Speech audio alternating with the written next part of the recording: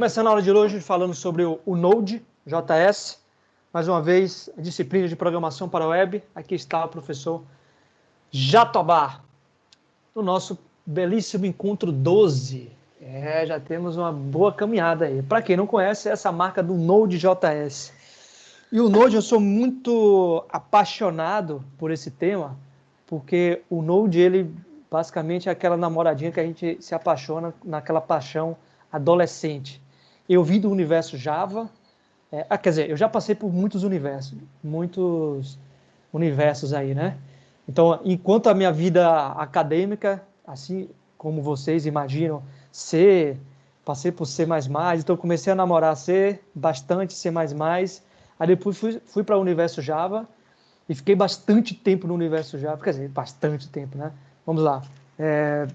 Desde considerando graduação e mercado de trabalho, foram acho que uns 7 anos, tá? 7 anos programando na veia com Java para web. Então, fiquei bastante tempo no universo Java, e isso antes de fazer o mestrado, né? Então, até 2015, 2016, eu era bastante desse universo aí. E aí fui fazer meu mestrado, e aí do mestrado comecei a conhecer bastante coisa. E aí quando eu voltei do mestrado, sem ter terminado, né, porque no final do meu mestrado, enquanto eu estava escrevendo a minha dissertação, lá em São Paulo, eu voltei para a Bahia, e aí já voltei trabalhando, enfim. E aí voltei no primeiro projeto trabalhando com Angular, que era Node, né? E aí foi minha primeira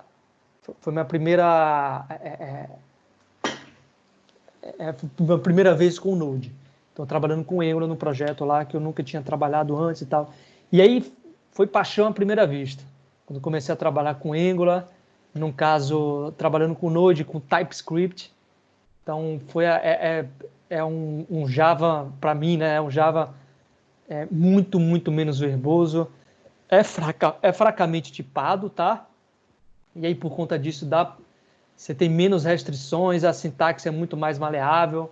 Então, enfim, me cativou bastante. Então, eu já venho trabalhando com Node desde 2018, de forma profissional, tá? Então tenho aí talvez 2 anos aí. Talvez não, né? Estamos em 2020. Então, sou 2 anos aí, ininterruptos, trabalhando com o Node, tá? E aí, mas basicamente, onde eu trabalho atualmente na CredFit, foi onde eu adentrei ainda mais no universo Node, porque eu hoje sou o engenheiro de software sênior responsável por tanto da parte de ponta a ponta, né? Eu, na verdade, sou full stack lá, então sou responsável desde o banco, a API, até nos dashboards. Obviamente que minha responsabilidade maior em gerir e tudo mais é na API e com o banco. Mas eu tenho que garantir os dashboards lá, que é em React. Mas tem um profissional específico lá para isso. Tá? Enfim, por que eu estou falando tudo isso? O Node me cativou bastante. E aqui eu vou começar falando do Node e contar uma historinha legal em relação ao Node, tá? O Node, ele nasceu por esse cara aí, o Ryan Dow, sei lá como, não sei como é que pronuncia o Dow dele, mas é o Ryan, tá? Ele durante o doutorado dele em matemática, olha só que interessante, né? Então, durante esse doutorado de matemática, eu não vou contar assim, tem uma epopeia muito legal, tem um vídeo muito interessante do Rodrigo Branas. Vocês conhecem o Rodrigo Branas? Não. Pô, muito fera pra caramba, gosto bastante. Ele tem um canal no YouTube muito bom e ele tem uma senhora aula sobre Node lá, e acho interessante vocês verem lá. Já tinha visto essa aula tem um tempinho e eu utilizei até boa parte dos conceitos que ele falou aqui para a aula de hoje, tá? Enfim, ele conta exatamente essa historinha aí, eu não vou chegar a entrar nesses detalhes completamente, mas o fato é que o Ryan, durante sua tese lá do seu doutorado em matemática, ele identificou um certo problema com os servidores de aplicações webs, principalmente, né? Então, nesses servidores de web que acontecia, ele identificou um problemazinho muito interessante. Tá? Vou falar um pouquinho no próximo slide. Mas o que é um Node, enfim? Então, o que geralmente, quando vem Node, para quem conhece pouco, para quem está conhecendo de forma incipiente, já vem logo a frase de cara, né? Que é aqui, eu coloquei aqui um caminhãozinho. Ele tá animado? Tá andando? Achei espetacular esse aqui, velho. Tá abrindo e fechando a porta também. Fantástico, né? Diga aí, Álvaro. É da Foda, hora. hein, bicho? É da hora esse aqui. Pois é. Então esse caminhãozinho está dizendo o seguinte, ó. JS no servidor.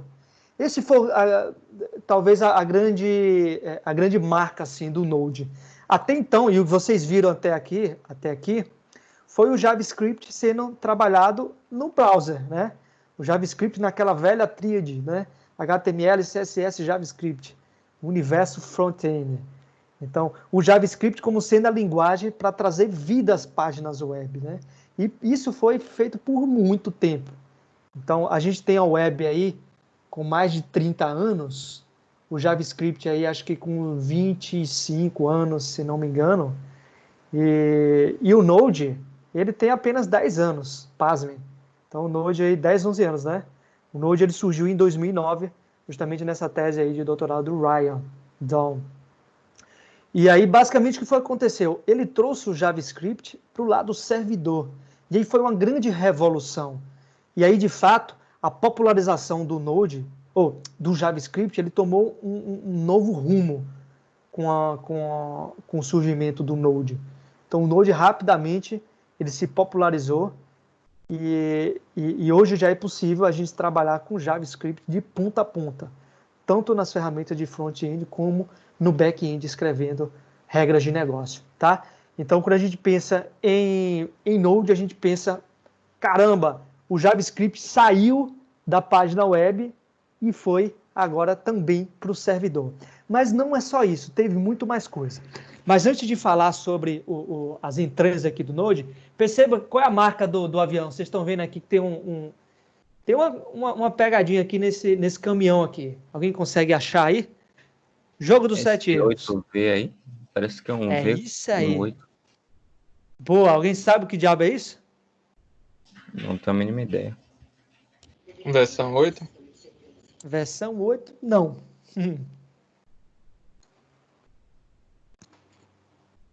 Alguém já ouviu falar desse... É V8, tá? Jéssica, já ouviu falar, Jéssica? Roberto, Samorano, Marcos. É a marca do caminhão que está trazendo aqui o JS no servidor. Olha só vocês.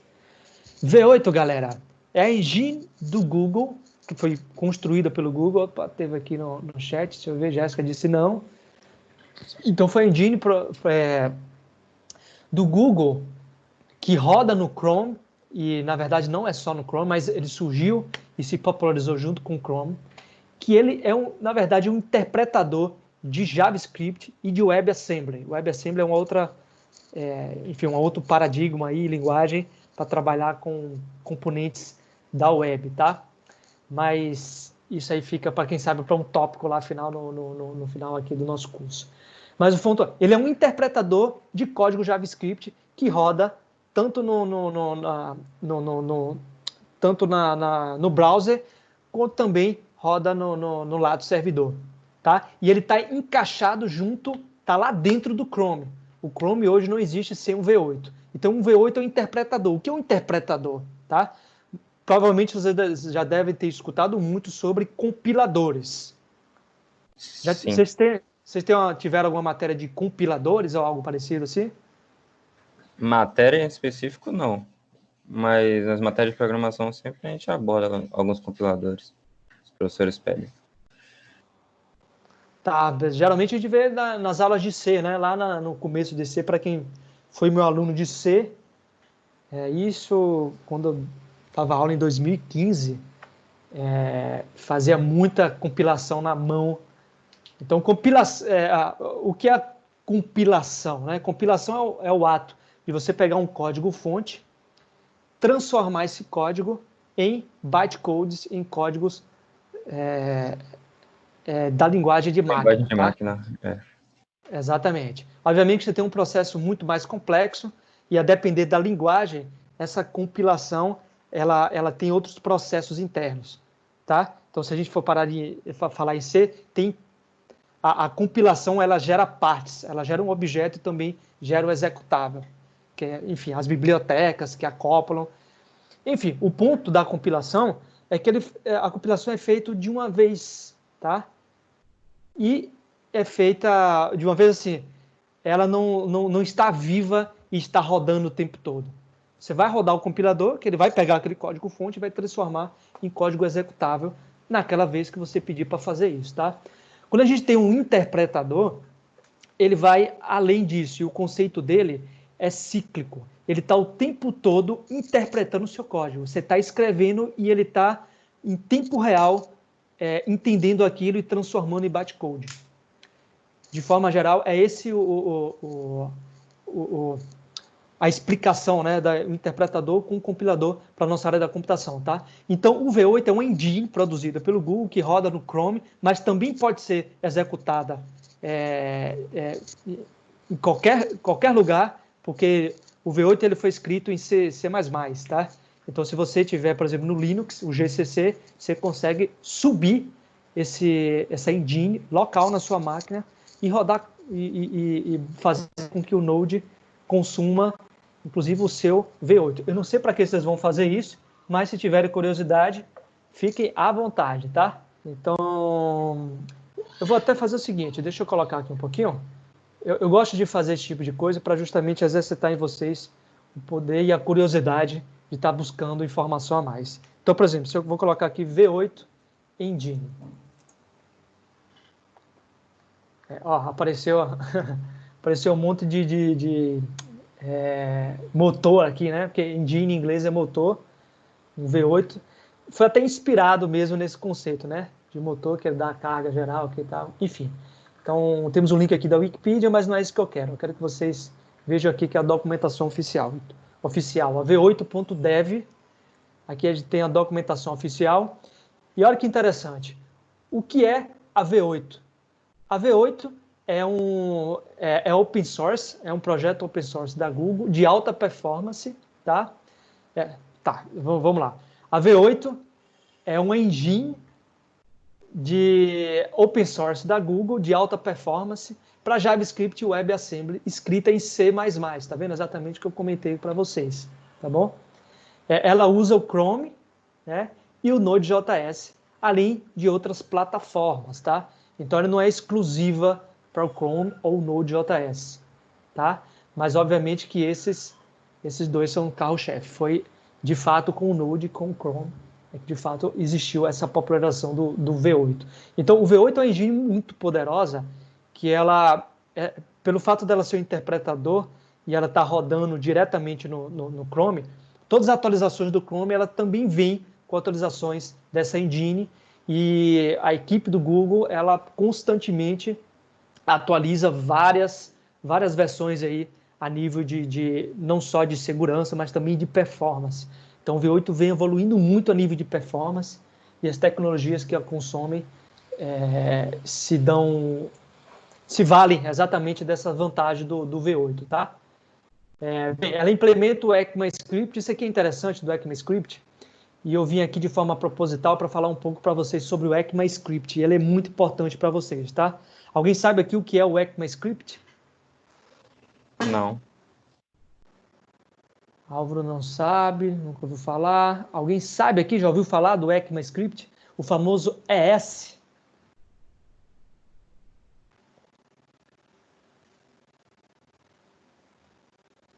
Não. Augusto também não. Tá. Restante não. Cadê? Jéssica não. Legal. Que bom, tá? Porque todo mundo vai saber aqui agora. O ECMAScript, galera, o ECMAScript não é uma linguagem de programação. Geralmente rola gera muitas dúvidas em relação e confusão quando a gente fala de ECMAScript, tá? O ECMAScript é uma convenção, é uma norma de como você escrever linguagens. Então, as linguagens de programação, elas seguem normas, tá? E, por exemplo, o JavaScript, ela segue a norma do ECMAScript já tem um tempinho, tá? Então, por exemplo, quando a gente fala em JavaScript, geralmente tem assim, né? JavaScript utilizando o ES6, o ES5, o ES 2020. Então, é a versão da linguagem de programação JavaScript que escreve o padrão ECMAScript X, tá? Ó, vamos até dar uma olhada aqui, cadê? Aqui, ó, tá vendo aqui, ó? This specification is developed in GitHub, cadê? Então, é uma comunidade completamente open source que existe a nível de ECMA International. Ó, olha aqui, ó, exatamente traduzindo o que eu disse, né? O que é o ECMAScript? Ó, ECMAScript 2021 Language Specification. Então, ela é uma especificação de linguagem de programação, tá bom? Existem diversas linguagens de programação que utilizam a especificação da ECMAScript. Então, no fundo, é uma padronização, tá bom? Onde diz, geralmente, as padronizações são das mais variáveis, vai ter desde a nível de sintaxe até nível de semântica, tá? De como escrever as coisas. Mas, basicamente, é isso, tá bom, galera? É um padrão, tá vendo, ó? O padrão ECMA define, cadê o ECMA linguagem 2021 aqui? Então, o ECMA, inclusive, ele já está rodando na versão ECMA 2021. Olha que legal. Mas, se não me engano, ele ainda não está LTS, tá? Não tenho certeza. Mas, enfim, isso fica para uma próxima aula, tá bom? O ponto é que, por exemplo, o V8, né? O V8, ele implementa o ECMAScript na sua versão. Qual a versão mais atual? A gente tem aqui, ó, o ECMAScript, a especificação, understand. Então, provavelmente, a gente tem uma versão mais atual aqui do ECMAScript. Tá, aqui não tá aqui exatamente. Deixa eu ver. Tá, tem que dar uma olhada mais a fundo aqui.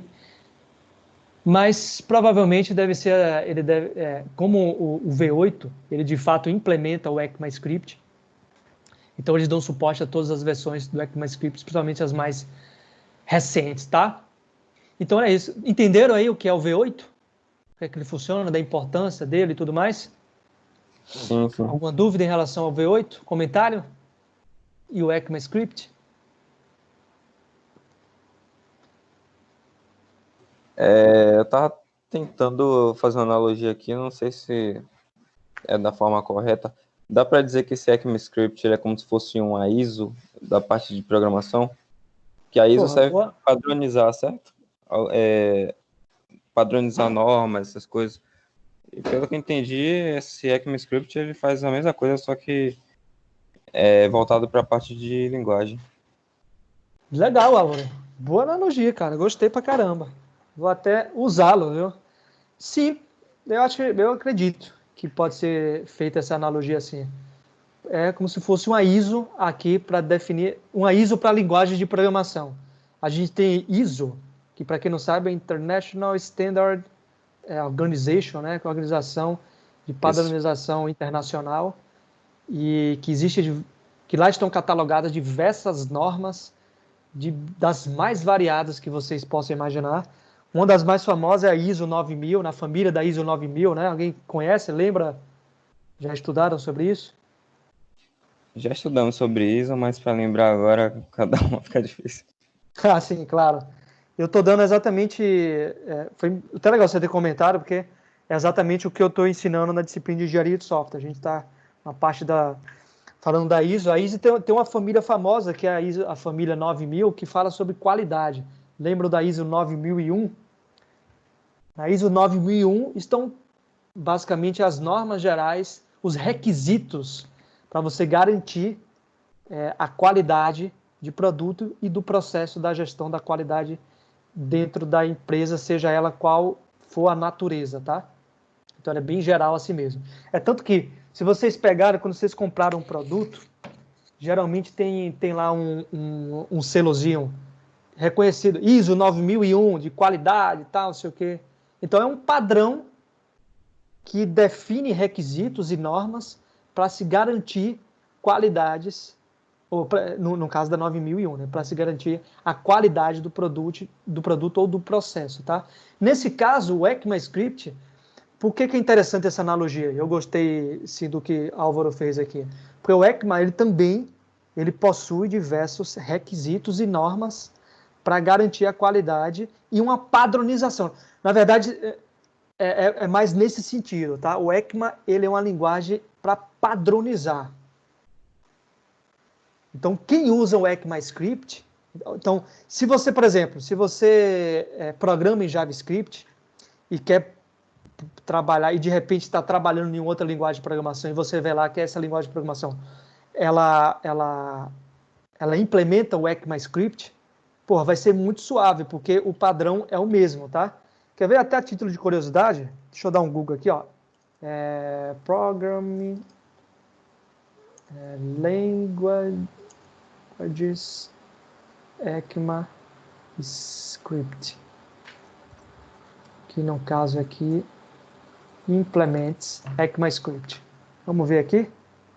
JavaScript and ECMAScript. Quero ver what's the difference. ECMAScript. Especificação.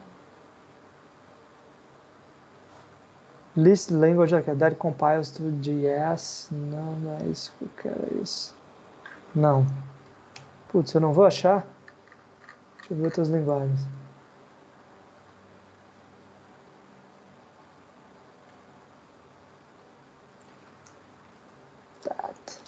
Implement ECMAScript. Which language? Aqui, tá até aqui, putz. Which language is used in JavaScript? Não é isso que eu quero ver. A language. What is the relationship in JavaScript real programming language? Puta que. Deixa eu ver aqui, rapidão. Vamos lá. Sou bastante curioso nisso. Se não me engano, o Julia, ele implementa...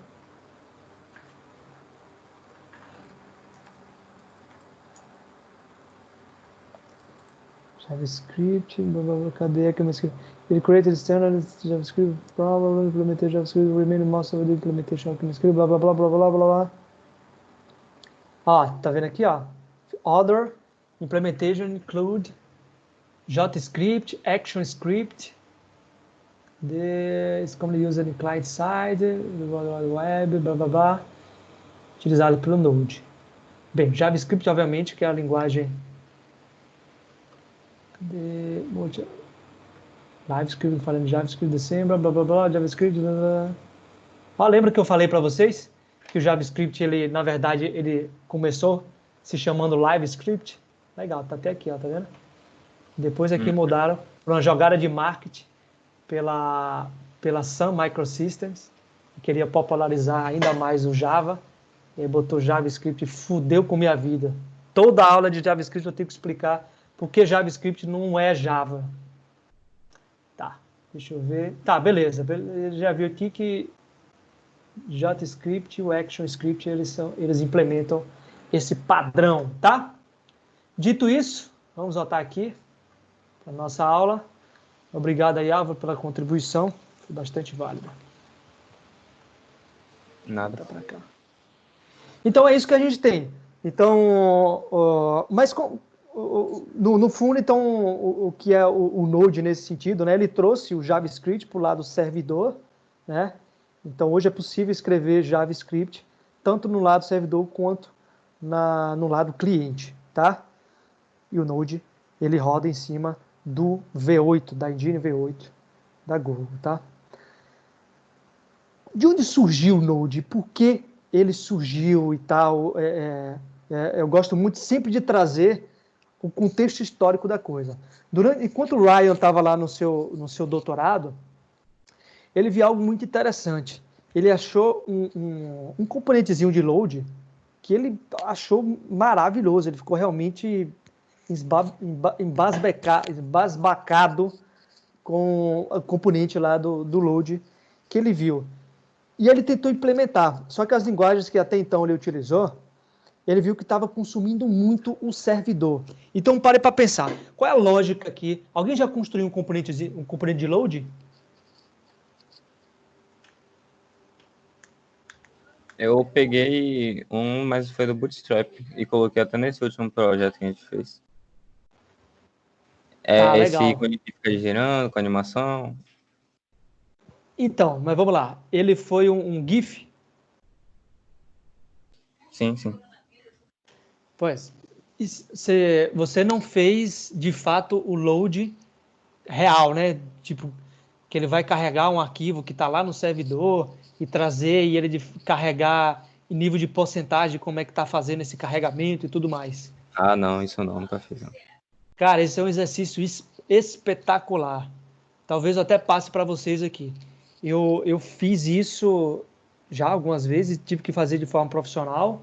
Profissional que eu digo, de fato, no mercado, para um projeto que a gente teve no Instituto Fraunhofer. E aí foram as interfaces para a Intelbras, os roteadores lá e tal. E tinha um componentezinho de load que ele consumia isso. Eu precisava carregar de forma realista de como é que estava isso e apresentar um componentezinho de load. É muito legal. Um exercício muito bom, é enriquecedor pra caramba. Aprende muitos conceitos de ponta a ponta, tá? Então, mas o Ryan, quando ele viu aquele componente que ele achou muito legal daquele load, ele tentou reproduzir. E nessa tentativa de reprodução, ele achou algo muito curioso. O que foi? As tecnologias até então que existentes e as que ele consumia, por exemplo, Java da vida, JVM, trabalhando com um servidor de aplicação Tomcat, ou seja lá qual outro, né? Ele onerava muito o servidor e a própria aplicação. Por quê? Pare para pensar. Digamos que você está lá e acessa aqui, deixa eu ver, alguém sabe um portal que tem um carregamento aí? Será que eu acho aqui? Portal que seja pesado para que demore de carregar as coisas? Sim, que tem Eu alguma acho que é barrazinha. Steam. Acho que é Steam. Ah, de carregar de 0 a 100? Isso. Não, de cabeça não lembro não. É difícil, né? Deixa eu abrir algum aqui. Não. Cambridge não. Não quero saber a definição. Tá, pois bem, não vai impactar aqui, não estou querendo dizer, não. O ponto, velho, qual é o caso? Você tem um cliente, quando eu falo cliente, tá? Falando no universo web, alguém que abriu o navegador e acessou diretamente o seu servidor de aplicação que está rodando. Daqui a pouco eu vou mostrar aqui um pouco na prática como funciona isso tudo, tá? Mas vocês vão ver aqui o que eu quero dizer, tá? Então, por exemplo, digamos que eu vou lá, é por isso que eu queria abrir aqui. Mas daqui a pouco eu vou mostrar um exemplo prático, tá? Mas digamos aqui, ó, eu abri o dictionary.com aqui. Então, esse aqui tem um servidor de aplicação rodando em algum local aí do mundo, provavelmente na nuvem. Abri o network. Deixa eu ver se ele tem alguma chamada aqui para... tem uma API onde ele chama. Olha que legal. Então, ele está chamando aqui essa página aqui do Dictionary. Ele faz uma chamada aqui para essa API que está hospedada em s0.2mdn.net. Parece até ser bastante amador, né? Tá? Mas o ponto é o seguinte, esse dictionary.com, esse site aqui, esse domínio, tá? Ele está rodando o conteúdo que está aqui sendo rodado. No fundo, isso aqui que você tem, imagino que vocês já saibam. Se não, acho que provavelmente eu ainda vou comentar um pouco aqui sobre isso. Mas aqui no o ponto, quando a gente escreve www.dictionary.com, aqui você só tem um endereço, tá? Que quando você clica aqui,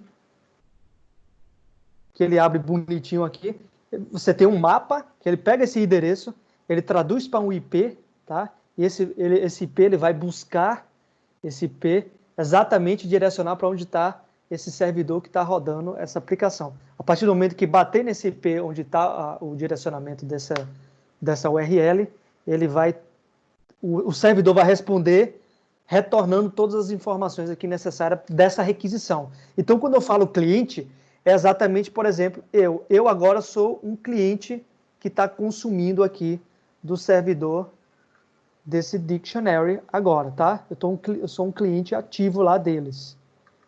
Deixa eu ver aqui, ó, abriu várias requisições, ó, tá vendo? Aqui está o mapa, enfim, pode ser que eu fale mais um pouco a respeito. Então, por exemplo, se eu abrir aqui uma nova tela, vou abrir aqui o Shift N, ó, dá um dictionary.com novamente. Eu acabo de ter 2 clientes, tá? Consumindo o servidor aqui do dictionary.com. Legal? Então, tem 2 clientes aqui rodando. Deixa eu jogar para cá você, brother. Ó. Cadê aqui? Cadê o outro você? Pronto. Eu tenho 2 clientes aqui que estão consumindo o servidor que está hospedando aqui as informações do dictionary.com. Beleza? Por que isso é importante? Por que eu estou comentando em relação a isso? Quando esses clientes eles se conectam ao servidor, essa conexão ele gera uma comunicação entre a sua máquina, né, o seu navegador aqui no caso, falando no universo web, e o servidor propriamente dito. Então esse caminho que fez chegar até esse servidor gera uma conexão, tá bom? Então o que acontece? Nesse componente do load, quando ele observou, ele achou uma característica muito interessante, porque para que essa barra, de fato, ela seja proporcional, eu preciso saber do servidor o status do carregamento. Por exemplo, digamos que eu tenho no servidor lá uma imagem muito pesada. Deixa eu abrir aqui. Images.google.com. Deixa eu ver aqui uma imagem aqui bem pesada. Uma imagem 4K. Deixa eu ver se eu acho aqui. Pixels.com. Não tem 4K, né? Deixa eu ver aqui. Magazine Luiza. Aqui é. Propaganda. Tá, deixa eu entrar aqui. De repente, ele tem lá para fazer o download. Deixa eu ver aqui, ó. 4K, será esse aqui? Bem, tá aqui para free download. Não dá a opção de ser 4K, provavelmente para pagar esse troço aqui, né? Pô, tá de sacanagem? 4K Image Download. Deixa eu ver se eu acho aqui. Ver High Quality, bababá. Unsplash, não, Unsplash. Unsplash é sacana. Quer pagar por isso. Quer que eu pague para ele. Vamos ver esse aqui. Wallpaper Craft. Já temos soluções bem pesadas, tá? Mas já vale aqui como exemplo, tá? Então, digamos que... perceba que tá... Vocês perceberam que deu um delayzinho aqui para ele de fato carregar? Sim, sim. Significa que ele baixou do servidor essa imagem, por mais que essa imagem ainda não é 4K, tá? Então, é uma imagenzinha que ela foi coibida, tá? Para poder exibir aqui nessa velocidade. Mas, por exemplo, eu posso fazer o download do wallpaper aqui, ó, nessa resolução aqui. Olha aqui, ele abriu aqui nessa resolução. Save image as. Deixa eu salvar a imagem aqui. Documents. Vou salvar aqui, ó. Jatobá. Não, Jatobá não. Vou salvar aqui na Nime Web Encontro 12. Cadê o Encontro 12? Deixa eu dar pra... Encontro 12. Vou salvar. Então a gente tem... foi muito rápido, a minha conexão também é até boa, né? Mas o fato tá? Digamos que isso aqui, o servidor não tem essa potencialidade toda e para, de fato, ele transmitir os dados dessa imagem, ele vai transitar esses dados, tá? O que acontece? Não sei se vocês lembram da aula de rede. Então, existem protocolos aí a nível por camada aí de comunicação. Eu não vou chegar até essas entranhas, porque senão assim, a aula vai ser muito longa. Mas o fato a partir do momento que eu entro nesse link aqui, ele faz uma chamada para requisição de alguma API que está rodando em algum servidor. Quer dizer? Vamos testar? Vou dar um Ctrl F5, eu estou aqui na parte de Network. do inspecionador. Olha lá carregando, ó. Viram aí? É isso aqui, ó. Ele fez uma carrega... Cadê? Vamos ver aqui, ó. Exatamente isso aqui, velho. A URL. Ele fez um get aqui para essa URL. Deixa eu ver se a gente acha aqui. Source. Accept. Ó, tem várias informações aqui. Olha lá, isso que eu queria ver. Tá vendo? Wallpapercraft.com, download, print meteor. Tá, aqui onde a gente tem um link. Mas o fato é que ele fez essa requisição e o servidor, ele foi transportando para cá. E ele foi carregando ao longo do tempo, ó, tá vendo aqui? Vocês estão vendo aqui o meu inspecionador, né? Sim. Deixa eu voltar para cá, ó. Então, se vocês visualizarem aqui, ó. Peraí, deixa eu botar aqui.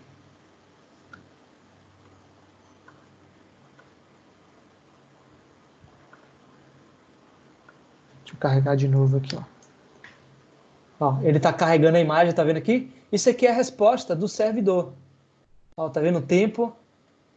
Ele levou 6,6 segundos para poder, de fato, carregar essa imagem completamente aqui e exibir. Tá vendo que foi proporcional? Eu poderia traçar a estratégia de, ao invés de exibir proporcional à imagem, coloque um load, um componentezinho de load aqui, carregando, e aí quando de fato ele terminar esse carregamento, ele exibe a imagem por completo. Né? Digamos que seja uma estratégia. Eu não quero mostrar isso parcialmente carregando. Eu quero de fato colocar um componentezinho load, ficar um negócio bacana e tudo mais. E aqui o que a gente viu, ó, tá vendo? Ó?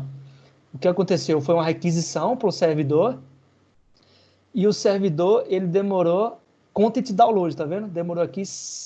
O nosso cliente ele demorou 6,15 segundos para poder, de fato, fazer esse download e exibir por completo essa imagem. Só o que acontece? Se esse servidor aqui não for o servidor Node, né, se for um servidor, digamos assim, tradicional, que trabalha com múltiplas threads no início, e daqui a pouco eu vou falar sobre isso, pode gerar um grande gargalo. Por quê? Quando o Ryan estava lá implementando o seu exemplo, ele percebeu que cada cliente ele gerava uma conexão, ele estabelecia uma conexão, e essa conexão só era finalizada a partir do término do download do que ele estava querendo fazer. Digamos nesse contexto aqui, né? Se o servidor não for o Node lá, esse cliente aqui do meu IP, com o meu browser aqui que está acessando essa URL, ele está fazendo o download. Se eu abrir um outro cliente aqui que vai acessar a mesma coisa, e tudo isso em paralelo, isso tudo são conexões que são geradas com o servidor. Isso onera muito o servidor. Então, se a gente pensar em ambientes escaláveis, onde a gente tem um cenário aí de múltiplos clientes, né, acessando o mesmo servidor, isso pode gerar um gargalo.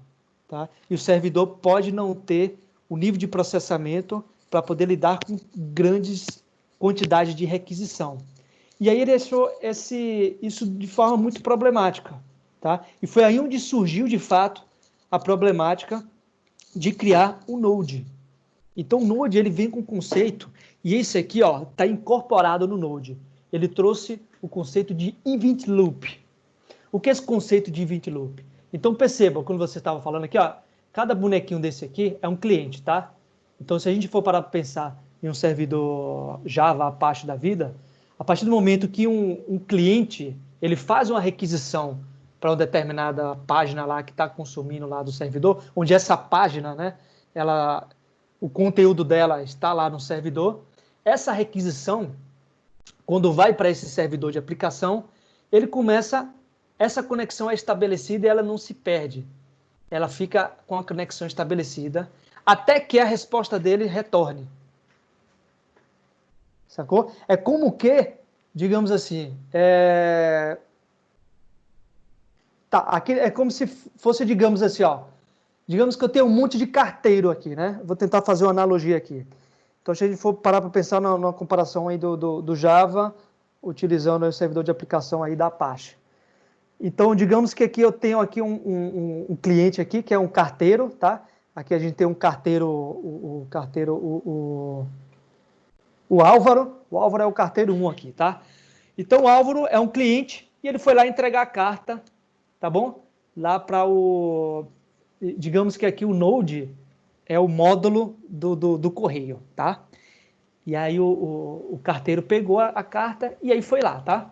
E aí foi lá e entregou a carta lá para a cúpula lá responsável pelo módulo dos correios. E só que o Álvaro, o carteiro 1 aqui, ele precisa da resposta se essa carta de fato foi enviada. Porque ele precisa retornar essa informação para o cliente. Vamos imaginar essa informação hipotética.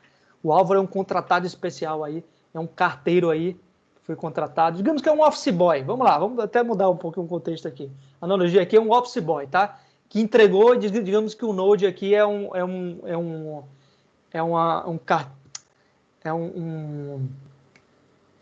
correio privado, tá? E aí chegou o Álvaro lá como office boy, pá, foi trazer a correspondência, e aí quando chegou lá e entregou a correspondência, ele precisa do feedback para ver se de fato isso foi entregue, tá? Então, no modo tradicional do servidor de aplicação Apache, por exemplo, com Java, o Álvaro ele vai estar aguardando essa informação. Ou seja, o Álvaro vai estar lá parado, aguardando essa informação. Tá? Ele não vai poder ir para lugar nenhum. Ele fica lá estático, aguardando, batendo o pé. Então ele chegou lá, entregou a carta. Então a menina da recepção pegou a carta dele e disse: ó, Álvaro, aguarda aí na recepção que eu vou entrar aqui nos trâmites burocráticos daqui da coisa. E aí rodou lá e Álvaro ficou esperando. E aí, puf, daqui a pouco quem chegou lá? Segundo office boy. O segundo office boy foi o Augusto. O Augusto chegou lá, pá, com a sua mochilazinha legal, de motoca. Quando chegou lá, ó, tem uma correspondência aqui, X. Quando chegou lá, a recepcionista, opa, beleza, aguarda aí que eu vou submeter aqui para o processo burocrático e já lhe respondo se foi feito com sucesso o envio aqui para quem foi, tá? Aí Augusto, beleza. E aí chegou outro e sucessivamente 8 e essa galera foi esperando. E aí a recepcionista foi recebendo as informações e de forma sequencial, tá? Então, quem chegou primeiro foi o Álvaro, nada mais justo do que a gente colocar o Álvaro para sair primeiro, né? Pô, é justiça aqui, né? Então, o Álvaro chegou e a recepcionista aqui, Jéssica, eu vou usar você, porque temos a nossa única mulher e, como eu falei, recepcionista, vou utilizar você no exemplo. Digamos que Jéssica seja a recepcionista aqui do nosso cartório privado aqui, nosso cartório chamado Node.js, tá? No cartório Node.js, nós temos Jéssica lá de recepcionista, e Jéssica recebeu a informação de que a entrega de Álvaro foi finalizada com sucesso e foi entregue lá para o endereço lá da casa de Marcos lá, que tem um IP 192.180.200.144. E aí disse, ó, toma aqui, Álvaro, a resposta aqui. Aí Álvaro, opa, beleza, maravilha, eu vou ter que entregar e retornar isso para o meu chefe. Aí Álvaro sai do cartório Node e volta para o cliente, tá? Dizendo, ó, tá aqui a zorra da sua resposta. E o que aconteceu? O cliente, quem contratou o Álvaro, deixou um profissional também específico aguardando o Álvaro retornar. Então deixou o Álvaro lá deixou esse profissional lá na porta, aguardando, tá? Quando o Álvaro chegou, retornou para ele. Augusto foi o mesmo esquema. Augusto saiu, foi um office boy, foi contratado pela empresa HP, sei lá. HP contratou Augusto, aí chegou Augusto, é o seguinte, velho, entrega lá essa correspondência lá nos correios lá do Node, tá? Aí Augusto, beleza. E aí, quem entregou a correspondência para Augusto ficou esperando Augusto retornar. Augusto foi lá no correio Node, entregou para Jéssica, e Jéssica mandou Augusto aguardar. Depois de ter passado todo mundo, processou tudo lá internamente, retornou com a resposta para Augusto, com sucesso. Augusto pegou sua motoca lá, voltou lá para HP e entregou para a pessoa que estava lá aguardando ele. O que eu quero dizer com tudo isso? Isso quando a gente tem um pool gigantesco de office boys aí e de empresas solicitando, né? A empresa, nesse caso aqui, seria o cliente, tá? O office boy aqui, o Augusto e o Álvaro aqui no exemplo, seria a requisição de fato, tá? E a empresa, o servidor, Node aqui no caso, é o servidor que vai estar processando essa informação que está chegando. Perceberam que está todo mundo esperando todo mundo? Isso aí, nesse caso, ingessa todo mundo, ingessa tanto o cliente como também o servidor. Enfim, de ponta a ponta tem esse engessamento. Tá? Então o Node ele vem com a disrupção nesse sentido. E eles falaram, e o contexto geral foi o seguinte, cara, por que a gente precisa, por que o HP precisa deixar um profissional lá aguardando o Augusto e outro aguardando o Álvaro, e o Álvaro e o Augusto também lá na fila de espera aguardando o servidor para poder fazer isso. Então a analogia aqui do Node, ele fez o seguinte, tá? Agora, de fato, nós temos o correio Node, né? Aquele exemplo anterior, o correio Java, tá? Agora, no correio Node, o processo funciona um pouco diferente. Até o cliente se comporta de forma diferente. Então, nós temos uma outra empresa aqui, que é a Panasonic. Então, a Panasonic, lá internamente, tem um Zezinho que vai precisar fazer entregar uma encomenda. Então, o Zezinho foi lá e contratou o Augusto agora. Aí disse, ligou para o Augusto, Augusto, chega aí que tem uma entrega aqui para você fazer. Augusto chegou lá e disse, velhinho, é esse aqui que você vai entregar para o endereço tal. Augusto, firmão, beleza, fechou. E aí o que aconteceu? O Zezinho entregou para o Augusto e se picou. Foi fazer o diabo lá, voltou para o seu trabalho lá, não ficou lá esperando, tá? E Augusto pegou essa requisição, né, essa correspondência, e se picou lá para o cartório Node. Quando chegou lá no cartório Node, entregou para a Jéssica. Disse, Jéssica, tem esse aqui para entregar aqui no endereço X. Beleza, Jéssica? Jéssica, beleza, deixa o seu contato aí na recepção, que assim que finalizar, eu ligo para você, tá certo? Augusto, opa, filézinho da Bahia. E Augusto ficou lá, foi fazer o que diabo ele tinha que fazer. E aí assim aconteceu também com o Álvaro, que foi contratado, o Zezinho chamou o Álvaro, o Zezinho foi lá, também com vários outros contextos aí. E aí o que aconteceu? Ninguém ficou esperando ninguém, tá? E aí, como é que foi o start aqui? Jéssica recebeu o primeiro final aqui. O Álvaro finalizou. E ela pegou de Álvaro e fez o quê? Ligou para Álvaro e disse, Álvaro, chega aí que você finalizou, cara. Álvaro chegou, pegou a correspondência, se mandou lá para a Panasonic. Quando chegou lá na recepção da Panasonic, chama Zezinho lá que eu já tenho o retorno lá da correspondência dele.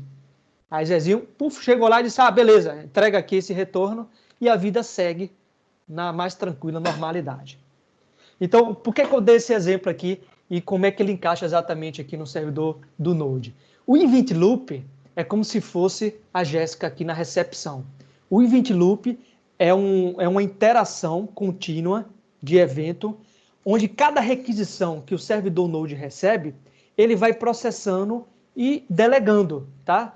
Tem até aqui, se vocês perceberem, o Event Loop, e ele roda em apenas uma thread.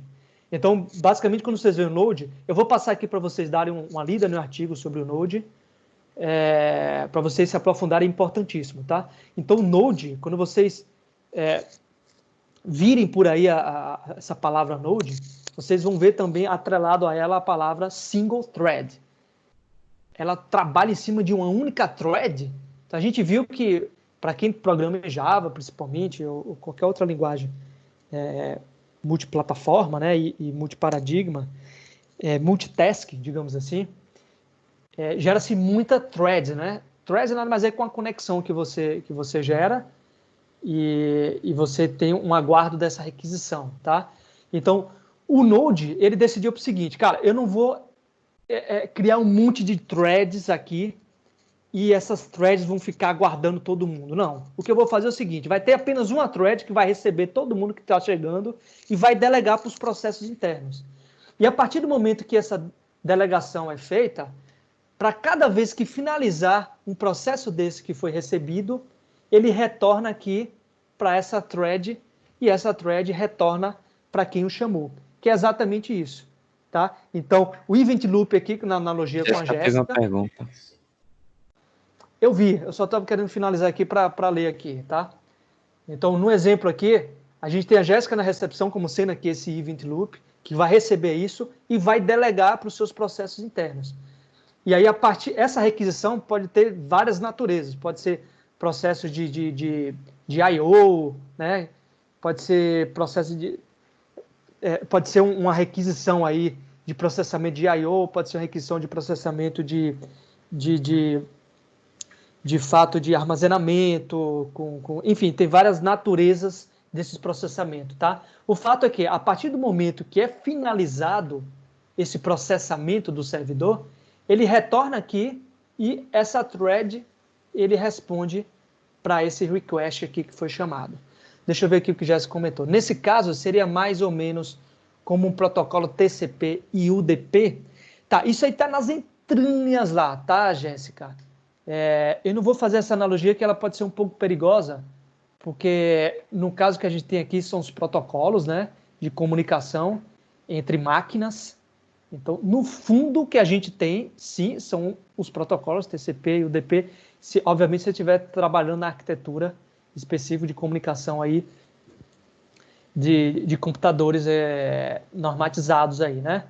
Mas tá bem acima dessa camada o TCP e o UDP, tá? De redes, que a gente está falando aqui. Então, aqui a gente está falando de comunicação entre servidor e cliente, tá? Diga lá, Laura. Como o senhor falou, que dentro do Node vai ter apenas um thread processando todas essas requisições e tal. Sempre vai ser por ordem sequencial? E o processamento? Sim, sim. Ótima pergunta. E é onde vem um outro grande diferencial aqui do Node.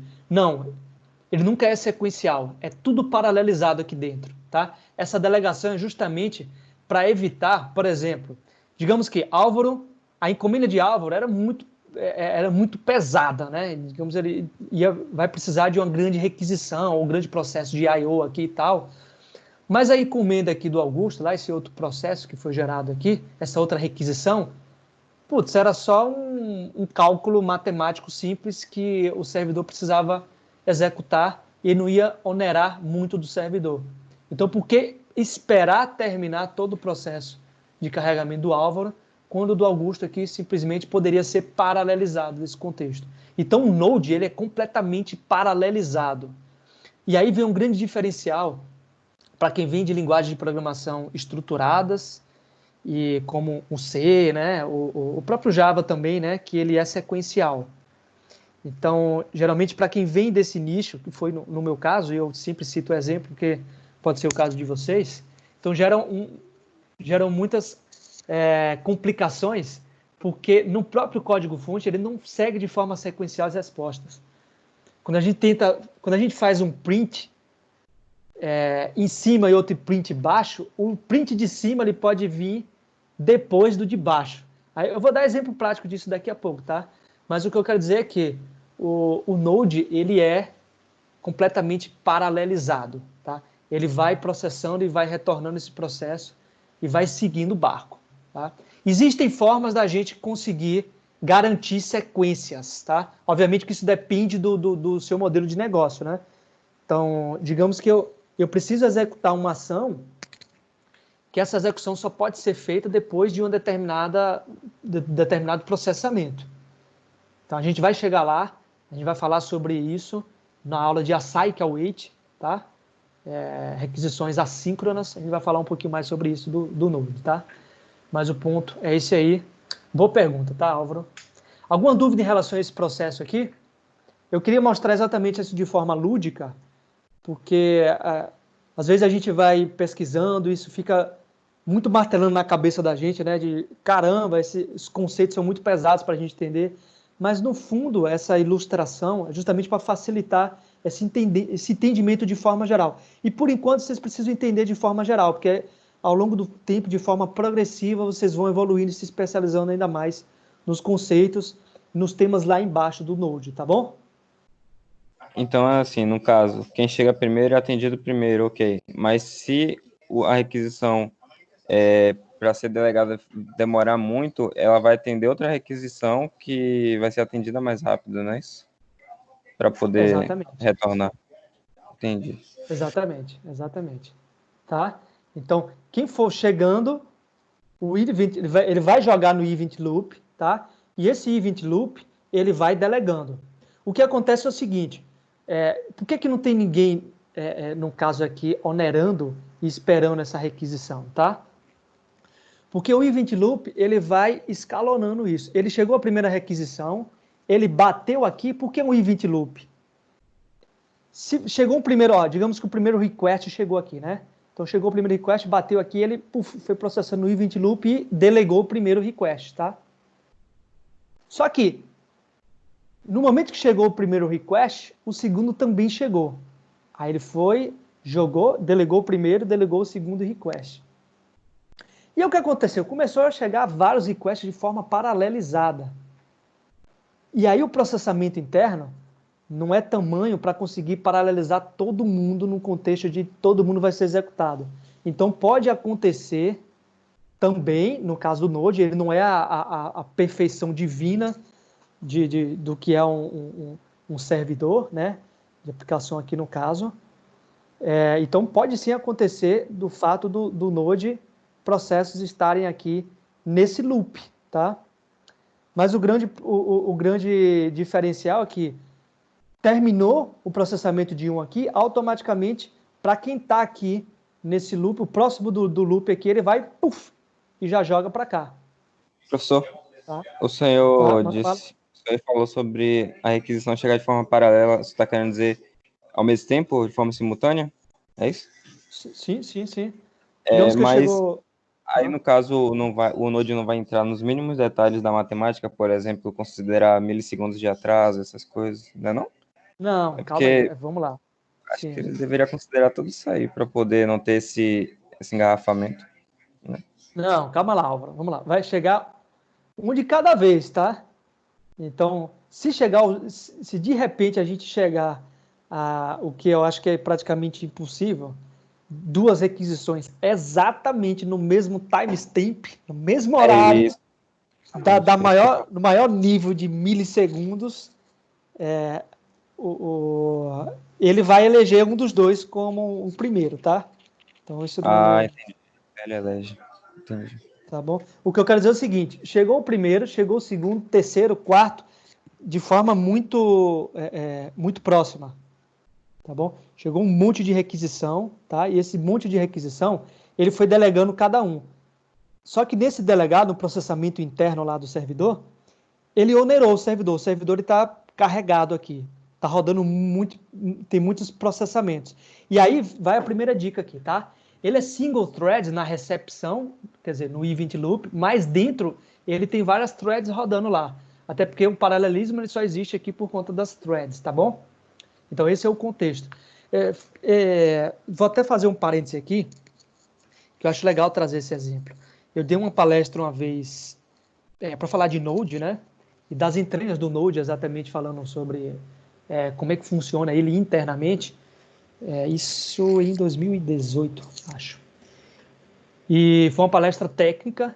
E aí quando terminou a palestra, eu recebi uma pergunta muito interessante que até hoje eu não esqueço. E eu refaço aqui para vocês. Teve uma pessoa que levantou a mão e disse o seguinte: Jatobá, é engraçado você falar, né? Porque assim, o Node ele traz esse conceito de single thread.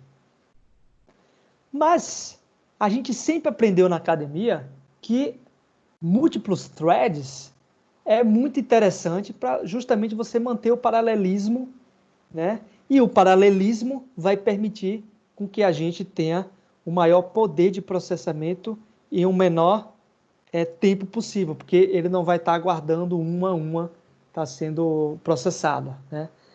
Então, é possível, inclusive, a gente colocar processadores para estar paralisando nossa requisição. A gente pode pegar uma requisição, mandar para um processador, pegar outra requisição, mandar para outro. Então, os múltiplos threads, a gente aprende que multithreads é importante justamente por questão de desempenho. E aí você vem e fala que o Node, a grande inovação dele e a grande capacidade de inovação a nível de processamento é por ser single thread.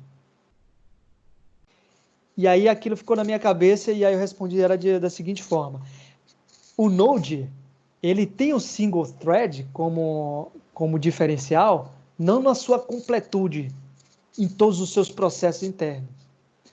Ele trouxe o single thread na sua recepção das chamadas dos requests. Então, essa foi o grande diferencial. Eu não crio múltiplos threads diretamente nessas conexões. Tá vendo? Essa request, eu não crio uma thread para cada request. Tá? Isso fica onerando aqui. Tá bom? As threads, elas são geradas internamente a partir dessa delegação pelo event loop. Ficou claro? Ficou meio confuso? Deu para entender? Tá bem claro. Entendi. Legal, então. Todo mundo aí? Tá tranquilo? Tá pesado? Tá puxado? Se tiver dúvida, levanta aí, tá? Beleza? Jéssica aqui respondeu. Tranquilo. Tá. O que acontece? A gente vai agora, de fato. Professor, entendi de forma conceitual como o Node funciona, mas eu quero agora a prática, né? Não existe aula do professor Jatobá se a gente vê isso aqui na prática. Então é isso sobre a teoria aqui por trás do Node.